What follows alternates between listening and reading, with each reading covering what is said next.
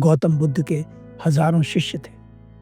जब भी उनका कोई शिष्य बुद्धत्व को प्राप्त हो जाता तो वे उसे ज्ञान के प्रचार प्रसार के लिए किसी एक दिशा में भेजते। बुद्ध का एक शिष्य 6 वर्षों से बुद्ध के सानिध्य में था।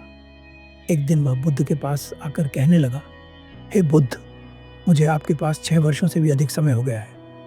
इस बीच आपके पास बहुत सारे शिष्य आए जिन्हें आपने ज्ञान के प्रचार प्रसार के लिए अलग अलग दिशाओं में भेजा, लेकिन बुद्धत्व कोई ऐसी घटना नहीं है कि जो घटे और व्यक्ति को स्वयं ही पता न चले। बुद्धत्व तो एक ऐसी घटना है कि जब वह घटती है तो ये प्रकृति भी उसकी गवाही देती है। और वैसे भी ये तो तुम्हें खुद समझना होगा, किसी दूसरे से तुम इस प्रश्न के उत्तर की आशा कैसे रख सकते हो?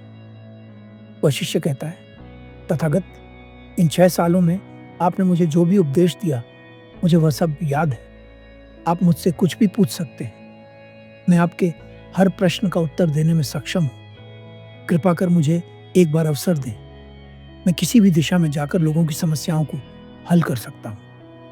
बुद्ध कहते हैं, ज्ञान की बातों को याद रखने से कुछ नहीं होगा जब तक कि तुम उसे अपने आचरण में ना उतारो। तब तक किसी दूसरे से यह कहना कि वह उस बात को अपने आचरण में ले आए केवल अहंकार की निशानी है, क्योंकि किसी दूसरे को कुछ सिखाने से हमें लगता है कि हम ज्यादा ज्ञानी हैं, हम ज्यादा बड़े हैं, और ये बड़े होने का झूठा अनुभव ही अहंकार का कारण है। जो भी हो, आप मुझ पर एक बार विश्वास करें और मुझे जाने दें, शिष्य ने कहा। बुद्ध कहते हैं, अभी तुम तैयार नहीं हो। जब तुम तैयार हो जाओगे तो मैं स्वयं तुम्हें जाने को कहूंगा। वह शिष्य फिर कहता है, बुद्ध, कृपा कर मुझे एक बार अवसर दीजिए, मैं साबित कर दूंगा कि मैं धर्म का प्रचार प्रसार कर सकता हूं। बुद्ध कहते हैं, ठीक है, तुम पूर्व दिशा की तरफ जाओ, वहां तुम्हें एक गांव मिलेगा, वहां से तुम्हें भिक्षा मांगकर लानी है और लोगों की समस्याओं को दूर करना है। कल सवेरे तुम उस गांव में जाना और शाम को आकर मुझे बताना कि तुमने कैसे लोगों की समस्याओं को दूर किया। वह शिष्य बुद्ध की बात सुनकर बहुत प्रसन्न हुआ। वह पूरी रात अपने ज्ञान को दोहराता रहा और अपने मन ही मन सोचता रहा कि कैसे वह अपने ज्ञान को लोगों में बांटेगा। उसे लग रहा था कि वह लोगों के साथ साथ बुद्ध को भी अपने ज्ञान से अचंभित कर देगा। अगले दिन सुबह जल्दी उठकर वह गांव पहुंचता है। गांव पहुंचकर लोगों से मिलने के बाद जब वह भिक्षु बुद्ध के पास वापस आता है तो बुद्ध देखते हैं कि उस भिक्षु के माथे पर चोट लगी थी। बुद्ध उस चोट पर पट्टी बांधते हैं और पूछते हैं, तुम्हें यह चोट कैसे लगी? वह शिष्य कहता है, बुद्ध, वहां के लोग बहुत बुरे हैं, उनके भीतर बिल्कुल भी बुद्धि नहीं है। मैं वहां भिक्षा लेने गया, लेकिन उन्होंने मुझे भिक्षा की बजाय गालियां दी। एक व्यक्ति ने भिक्षा दी भी तो नीचे फेंक कर और मुझसे कहा कि इसे उठा लो। मैंने उन्हें समझाने की कोशिश की, लेकिन उन्होंने मेरी एक ना सुनी और उल्टा मेरे साथ मारपीट भी की, जिससे मुझे चोट लग गई। बुद्ध, कृपा कर आप मुझे दूसरी जगह भेजें।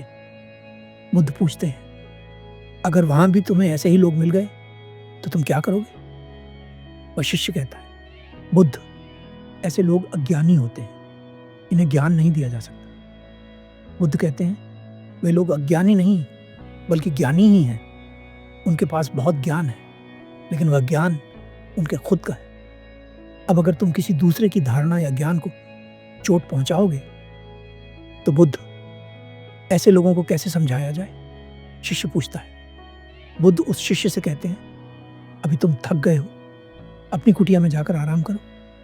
इस प्रश्न का उत्तर मैं तुम्हें कल शाम को दूंगा। अगले दिन शाम को वह शिष्य अपने प्रश्न का उत्तर जानने के लिए बुद्ध के पास आता है और देखता है कि बुद्ध के पास एक और शिष्य बैठा है जिसके हाथ में चोट लगी है। बुद्ध उस शिष्य के हाथ में पट्टी बांधते हैं और उससे पूछते हैं, तुम्हें यह चोट कैसे लगी? वह शिष्य कहता है, आपने मुझसे पूर्व के एक गांव में जाने को कहा था, वहीं पर मुझे ये चोट लगी थी। बुद्ध उस शिष्य से पूछते हैं, वहां पर तुम्हारे साथ क्या हुआ था? वह शिष्य कहता है, बुद्ध, वहां पर मैंने सबसे भिक्षा मांगी, लेकिन किसी ने भी मुझे भिक्षा नहीं दी, जिसके कारण मुझे चोट लग गई। एक व्यक्ति ने मुझे भिक्षा तो दी, लेकिन जमीन पर फेंक कर। मैंने जमीन से भिक्षा को उठाकर अपने पात्र में डाल लिया और उसे कल्याण का आशीर्वाद दिया। मेरे इस तरह के व्यवहार को देखकर वे गांव वाले थोड़े अचंभित हुए। उन्होंने मुझसे कई प्रश्न किए और मैंने उनके सभी प्रश्नों के उत्तर सरलता से दे दिए।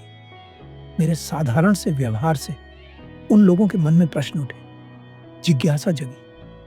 बुद्ध, उन लोगों ने जाते समय मुझसे इस चोट के लिए क्षमा भी मांगी और मुझे अपने गांव फिर आने को कहा। मेरी आपसे एक विनती है, क्या मैं उस गांव में अगले कुछ दिनों तक भिक्षाटन के लिए जा सकता हूं? वहां के लोग बहुत भोले हैं। मेरे एक छोटे से व्यवहार ने उनके भीतर रूपांतरण का बीज बो दिया है। मैं उस बीज को सींचना चाहता हूं। यह सुनकर पहला शिष्य बुद्ध के चरणों में गिरता है और बुद्ध से क्षमा मांगता है। वह कहता है, बुद्ध, मैं समझ गया, अभी मैं दूसरों को ज्ञान देने के लायक नहीं हूं। बुद्ध कहते हैं, हमें बाहर वैसे ही लोग दिखाई देते हैं जैसे हम खुद भीतर से हैं।